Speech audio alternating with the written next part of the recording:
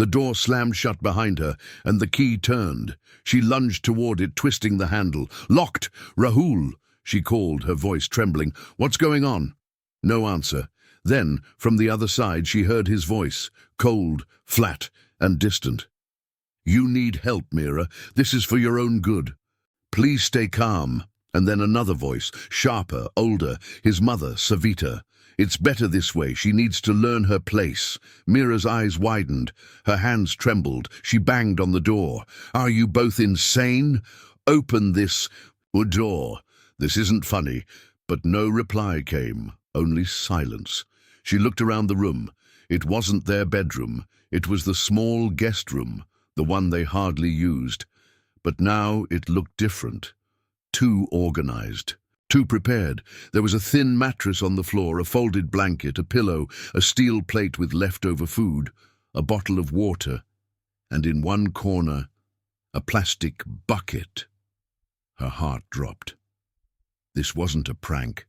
This was a prison. The first few hours, Mira screamed. She kicked the door, cried, begged. She shouted until her throat felt raw, but no one came. Night fell. There was no clock, but she could feel time crawl. The room had a small grilled window, too high to reach. No phone, no books, nothing. When the door finally opened, just a crack, Rahul stood there, avoiding eye contact. He placed a tray with food on the floor and slid it in. Then closed the door again without a word. "Rahul, please talk to me. What's happening? Why are you doing this?" she cried, but he said nothing. She heard the key click again. Tears streamed down her face. She slumped to the floor, holding her knees. This was her husband, the man she had loved, trusted, even left her family for, the man who once called her his sunshine.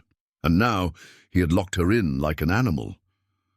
5 years earlier, she had married Rahul despite her family's concerns. He was charming, ambitious, and independent, a rare combination. She thought she was lucky. In the early days, life was good. They traveled, laughed, dreamed together. But when Rahul's father passed away, things changed. Savita, his mother, moved in. At first, Mira tried to be respectful. She cooked her favorite dishes, listened patiently to her complaints. But nothing was ever enough. "She doesn't know how to be a wife," Savita would whisper. "She's too proud, too stubborn, too modern." Rahul would laugh it off in the beginning, but slowly he started agreeing. First it was small things, then his tone changed. Then came the accusations. "You're always overthinking. You're too emotional. You need help." Back in the room, Mira stared at the ceiling, counting the tiny cracks in the plaster. She couldn't understand what had pushed them to this level. Why this? Why now? Then she remembered the night before she was locked in.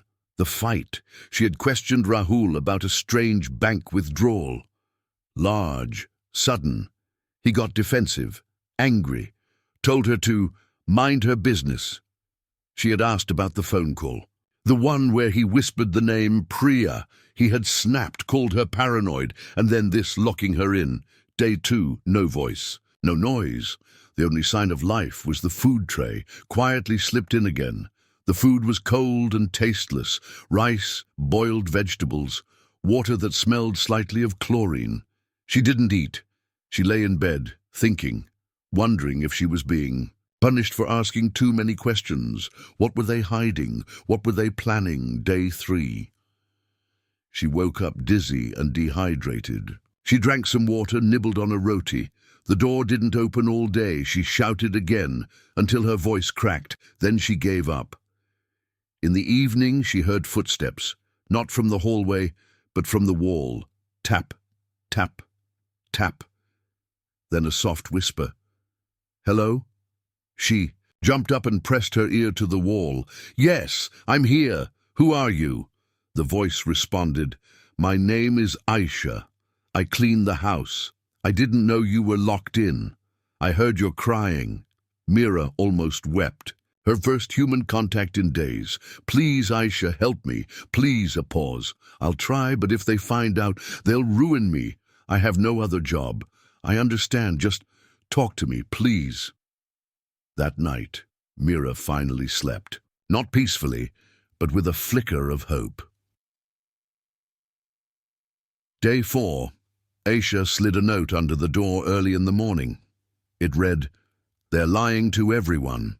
Nothing else. What lies? Mira's mind raced. She remembered how her friend Ritu had stopped calling. Her cousin in Delhi hadn't returned her messages. Was Rahul telling people she was mentally ill? Dangerous? Suddenly it all made sense. They weren't just locking her in. They were erasing her from the world. She tried to stay strong, but the loneliness crept in like fog. She missed sunlight. Her books, her own voice, even traffic noise. Each hour felt like a day. But Mira wasn't weak. She hadn't survived years of controlling in-laws just to break now. She started planning. She counted the times the tray came in. It was once a day late evening. She noticed the door click twice when being unlocked, once slow, once sharp. Maybe she could fake sleep. Maybe she could rush out, but she needed more information. More help. Day 5. The note came again. This time, "They're sending someone to move you." She read it again and again. What did that mean? Move her where? Why? Then in the evening she heard the door unlock. She didn't move, just lay still, pretending to be asleep. But it wasn't Savita or Rahul. A new voice, female, calm, sweet. "Hello. Mira, my name is Nurse Kalpana. I'm here to escort you to your new care facility." Care facility! Her eyes flew open. What? What are you talking about? I'm not going anywhere." The woman smiled as if expecting resistance. "Your husband has arranged everything. He's very worried about your mental health." Mira backed into the corner. This wasn't just a locked room anymore. They were trying to erase her completely, put her in a hospital, drug her, silence her forever. She had one chance, and she had to act now. Her hands trembled, but her voice was steady. "I need to use the bathroom," she said. The nurse hesitated, then nodded. Quickly! As the door opened wider, Mira scanned the hallway. One exit, one window, one life to reclaim, and she was ready to fight for it. Cliffhanger, Anita stumbled into the early winter morning, her bare feet stinging from the cold stone floor. Her breath came out in shudders, each exhale like a gasp for life. The streets were quiet, except for the distant bark of a dog and the rattling of a metal shutter. The world outside was going on like nothing had happened, like she hadn't just escaped a prison built by her own family. She wrapped her torn shawl tighter around herself and walked. No destination, no money, no ID, just pain and memories. 6 months earlier, when she first came to live with Aryan and his mother, Anita was filled with hope. She had dreams, not of wealth or fame, just of love, a little peace, maybe a child of their own. But things changed almost instantly after their wedding. At first it was small. Aryan would ignore her questions. His mother, Sunanda, would stare at her food plate, then push it away with a sneer. "She doesn't even know how to cook dal properly," Sunanda would scoff. Aryan never defended Anita. By the second month, the verbal abuse became physical. "Why did you go out to the market without telling me?" Aryan once shouted, slamming his fist on the table so hard the glass cracked. "I just wanted to buy you something special," Anita had whispered. "You don't surprise me. You obey me. That's how this house works." Sunanda watched from the sofa, smiling faintly. Then came the day they locked her in. No warning. She had gone to take a nap after doing all the cleaning. When she woke, the door was bolted from outside. Her phone was gone. Her voice grew hoarse, screaming for hours, but no one came. When Aryan returned, he just looked at her through the bars in the door. "You need rest," he said coldly. "You've been talking too much, creating trouble. It's better you stay in until you learn silence." From then on, it became routine. They fed her once a day like a prisoner. They turned off the lights at night, and they never explained why. Anita tried to understand. Had she done something wrong? Was this some sick plan? One day, as she sat on the cold floor, Anita heard whispers outside. "She's still here," a woman's voice asked. "You told me you sent her back to her family."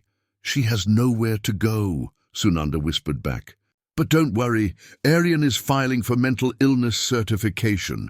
Once that's done, we can get her declared unstable and shift her to the facility. Then he can remarry." Anita froze. Her heart didn't beat. It thundered. She realized the truth. This wasn't about control. It was about erasing her, replacing her. That night she made her decision. She would not die like this, not fade away quietly. It took 2 weeks of observation to find the pattern. The maid came early, around 5 a.m. Sometimes the back door was left loosely locked when Aryan was away. On the 15th day, Anita faked a faint. When Sunanda came to check, Anita stayed silent and cold. Sunanda panicked and ran to call Aryan. That's when Anita made her move. Using a loose leg of the wooden chair she had hidden under the bed, she smashed the side window. The glass cut her hand deep, but she didn't stop. Blood dripped as she climbed out and ran, barefoot, bleeding, desperate. Back in the present, Anita found refuge in an old friend's flat. She hadn't spoken to Richa in over 2 years, but Richa opened the door without questions. "Oh my God! Anita," she gasped, pulling her in the safety of a warm room and hot tea. Anita told her everything. Richa listened, stunned. "We're going to the police," Richa said firmly. "No," Anita whispered. "Not yet. I need proof first, and I need them to feel what I felt." "What do you mean?" "I mean, they need to be exposed, and I'm not just talking about arrest. I'm talking about shame. Public shame." Richa stared at her. The soft, quiet Anita she once knew was gone. In her place stood a woman hardened by betrayal. Over the next few weeks, Anita slowly rebuilt her strength. She worked at a small cafe, saving money in secret. But more importantly, she planned. She made anonymous calls to Aryan's office, warning them about his hidden wife. She contacted a lawyer for guidance without revealing her identity. And most importantly, she hacked into an old shared email account she had access to. From their marriage, what she found shocked her. Emails between Aryan and his mother about a property, her late father's house, that was transferred into Aryan's name with forged documents. They had locked her away to claim her inheritance. This wasn't just abuse, it was a full-blown conspiracy. With this knowledge, Anita recorded a full video statement. She shared every detail: the abuse, the confinement, the forged property, the escape. Then she emailed it to a journalist friend from her college days. Within 48 hours, her story went viral. The headline read, "Wife locked up by husband and mother-in-law to steal property, escapes to tell the tale." Aryan's face was on every news channel. Sunanda's name trended online, attached to hashtags like Monster Mill and Jail Them All. But Anita wasn't done.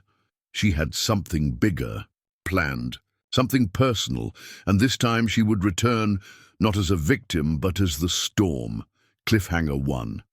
Late evening, Aryan walked into his house, now under investigation, and found a letter on the table, in Anita's handwriting. "I told you I would be back. This time I won't knock."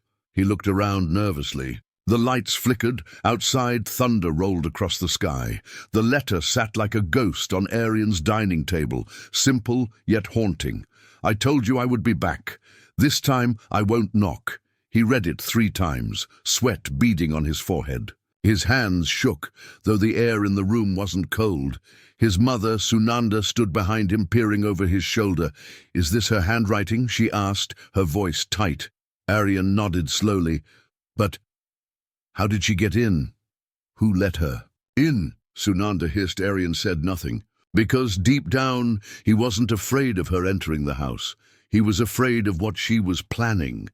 Anita watched from across the street, tucked inside an old Maruti cab. She didn't need to sneak in anymore. She wanted them to know she was Back and to live with fear, the way they made her live in silence. Richa sat beside her in the cab. "You're sure about this?" Richa asked.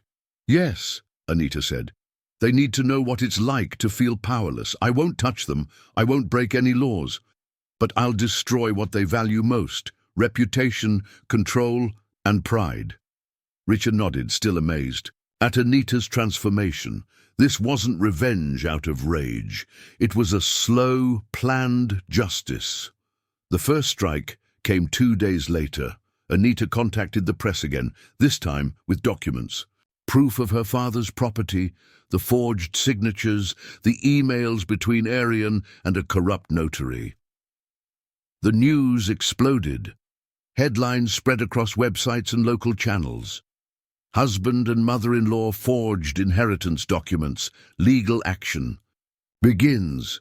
Daughter-in-law imprisoned for profit. Dark side of elite family uncovered. Sunanda received a court notice that evening. Her face turned pale. "They're going to take the house, Aryan," she whispered. "That girl is ruining us." Aryan smashed a glass in anger. "She's ruining everything." But Anita wasn't finished. The second strike was more personal. She approached Aryan's office HR anonymously and shared the full report, including video testimonies and court documents. Aryan, who was set for a promotion, was suddenly called into a disciplinary hearing. "He's a liability to the company now," a senior manager told the press. Aryan came home that night, his coat wrinkled, tie loosened, looking like a man who had aged 10 years. "They've suspended me," he told Sunanda, "pending investigation." "And what about me?" she snapped. "People are spitting outside our gate. I can't even go to the temple without someone whispering." For once, Aryan had no answers. Meanwhile, Anita was gaining support online. Women's rights groups reached out to her. Survivors of domestic abuse messaged her with prayers and strength. Donations even started coming in from strangers. People, moved by her courage. She used the money wisely. With a lawyer's help, she reopened her father's property case and filed a formal complaint against Aryan and Sunanda for wrongful confinement, forgery, and mental abuse. But her biggest move was yet to come. She returned to her old home. Yes, that house. The one where she was locked away. She went during the day when Aryan and Sunanda were likely out. She knocked on the neighbor's door instead. "Namaste," she greeted. "I'm Anita. I used to live in the next house." The older woman looked at her with recognition. "Oh, yes, I remember. You were the quiet one. We hadn't seen you. In months, we thought—" "You thought I ran away," Anita said gently. The neighbor hesitated. "We heard screams sometimes, but your mother-in-law said you were mentally unwell and being cared for." Anita nodded. "Would you be willing to give a statement? Tell the court what you heard?" The woman paused, then nodded firmly. "You deserve justice, child." That evening, when Aryan and Sunanda returned, they found a new lock on the gate and a legal notice pinned to the front door. "This property is under investigation by the High Court. Any attempt to enter without clearance will be treated as contempt of court." They were now locked out of the very house they once used to imprison her. Later that week, a legal hearing took place. Anita stood in court, wearing a simple cotton sari, calm and composed. Across from her sat Aryan and Sunanda, red-eyed and defensive. The judge reviewed all evidence: video, emails, witness testimonies, hospital records showing signs of physical abuse, and the neighbor's statement.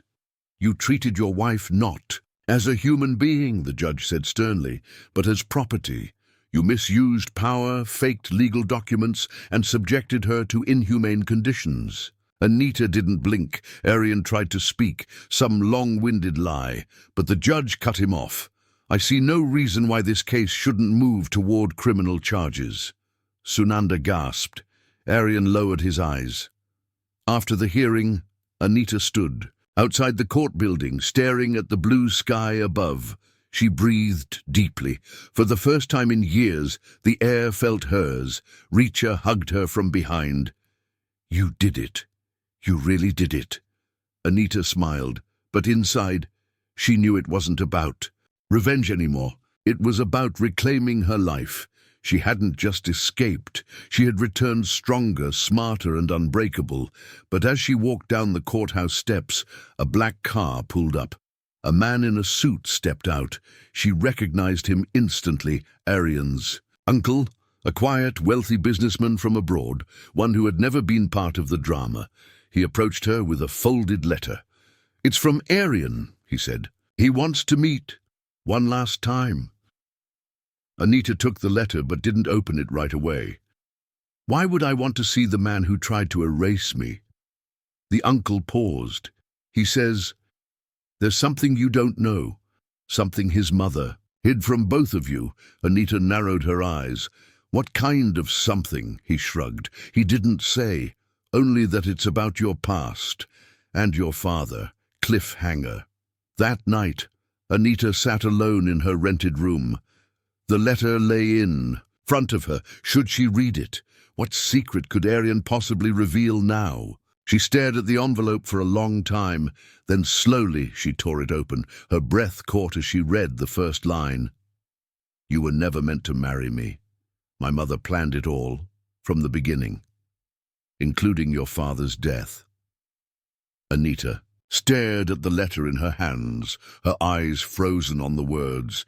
"You were never meant to marry me. My mother planned it all, from the beginning, including your father's death." Her hands trembled. The room fell silent, as if time itself paused to give her a moment to breathe, or break. She closed her eyes. No matter how much pain she had endured, this was something else, something colder, deeper. Her father hadn't died of a heart attack. The next morning, she met Arian, not at his home or the courthouse, but in a public park. Open space, no shadows. He sat on a bench, unshaven, thinner, defeated, a man broken by truth. When he looked up and saw her approaching, he stood up, unsure whether to sit or apologize. "I don't want your sorry," Anita said sharply. "I want the truth." Arian nodded. "You deserve it," he said. "But please." I didn't know everything back then. I thought I did, but my mother, and she kept me in the dark too." Anita didn't respond. She just waited. Arian took a deep breath. "Your father never had a heart problem. He was in perfect health. That day, the day he collapsed, he had just returned from the registrar's office. He wanted to transfer the property in your name." Anita's heart began to race. "But before that," Arian continued, "he met with someone, a woman named Sheetal, a friend of my mother's, a woman who had helped forge documents in the past." Anita clenched her jaw. She gave him tea laced with something, I don't know what. He collapsed right there. By the time help arrived, it was too late. "No autopsy?" Anita asked, voice trembling. "There was, but my mother bribed the coroner, made it look like a heart attack." Anita could hardly speak. "So, you're saying my father was murdered?" Arian nodded. "To get the property. To trap you." It felt like the earth had shifted beneath Anita's feet. She had known rage. She had known grief. But this was betrayal on a level beyond imagination. Tears filled her eyes, not from pain, but from the weight of everything her father must have felt in those last moments. Trying to protect her, dying without knowing what trap awaited her.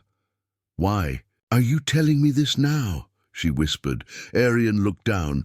"Because I'm done living under her control.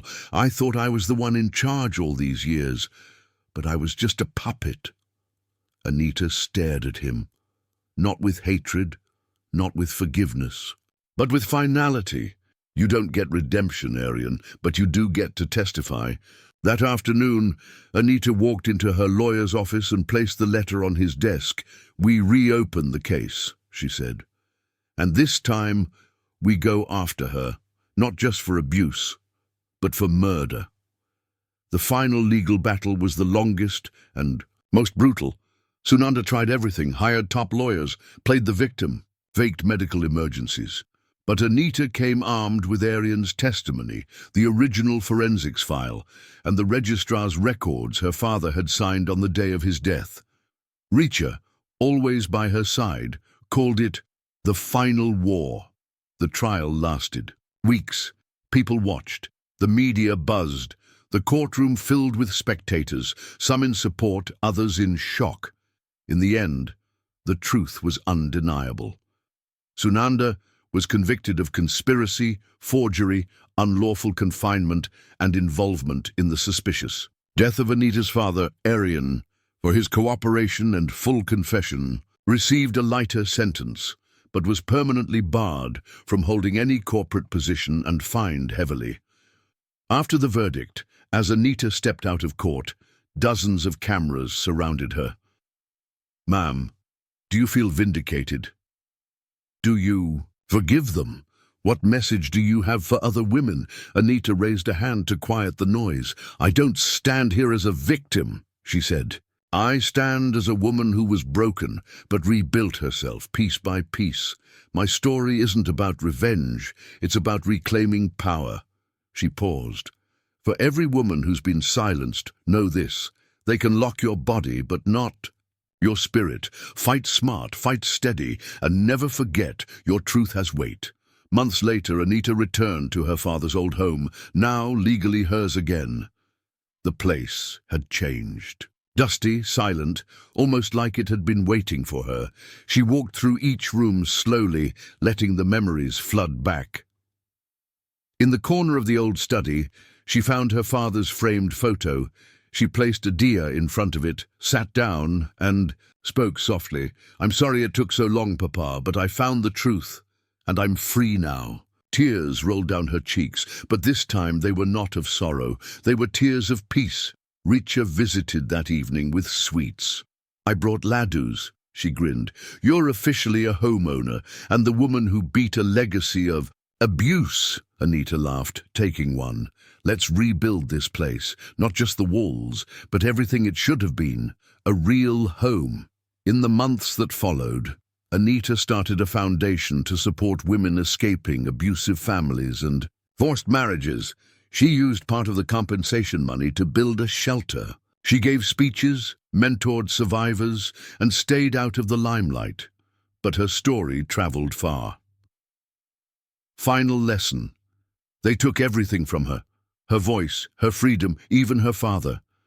But they couldn't take her will to rise. Anita's journey was never about revenge alone.